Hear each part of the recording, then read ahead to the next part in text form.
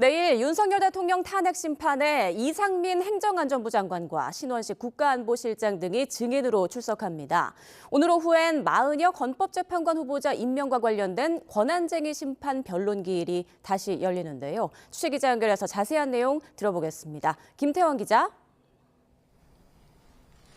네, 헌법재판소입니다. 네, 이번 주 대통령 탄핵 심판의 증인 신문 일정부터 정리해 주시죠. 네, 헌재는 내일 오전 10시부터 윤 대통령 탄핵 심판의 7차 변론 기일을 진행합니다. 오전 10시 반부터 이상민 전 행정안전부 장관, 오후 2시부터 신원식 국가안보실장이 증인으로 출석합니다. 비상계엄 선포 직전에 국무회의가 진행된 구체적인 경위나 언론사 단전, 단수 의혹 등에 대해 신문이 이뤄질 것으로 보입니다. 이어서 백종욱 전 국정원 3차장과 김용빈 중앙선관위 사무총장도 각각 대통령 측과 국회 측 증인으로 출석합니다. 오늘 13일로 예정된 8차 변론 기일엔 조태용 국정원장과 김봉식 전 서울경찰청장, 조지호 경찰청장과 조성현 수방사 제1경비단장이 증인으로 심판정에 섭니다. 네, 예정된 변론 기일은 이번 주가 마지막인데 이렇게 헌재가 변론을 종결할 가능성도 있을까요? 네, 헌재가 이번 주 화요일과 목요일 이후로는 아직 변론 기일을 지정하지 않으면서 탄핵 심판이 종반으로 접어들었다는 평가도 나오는데요. 헌재 관계자는 변론 종결 여부에 대해선 재판관들이 수시로 모여 논의하고 있다면서도 아직 정해진 것은 없다고 설명했습니다. 다만 말씀드린 것처럼 8차 기일에도 증인 4명에 대한 신문이 예정돼 있고 양측 최후 진술을 듣는 절차도 거쳐야 하는 만큼 당장 이번 주에 종결되지는 않을 것으로 보입니다.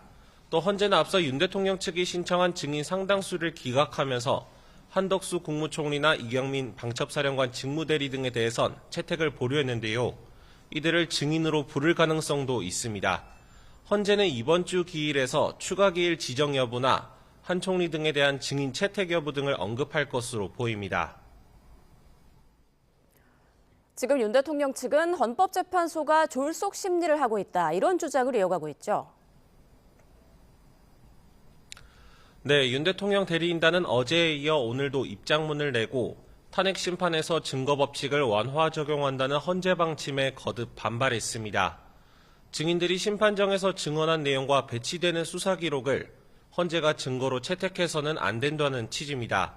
대통령 측은 또 헌재는 증거법칙을 완화한다는 선례가 박근혜 전 대통령 탄핵 심판에서 확립됐다는 입장이지만 그 자체가 위법하게 수집된 것까지 증거로 채택했던 건 잘못된 전례라고 주장했습니다.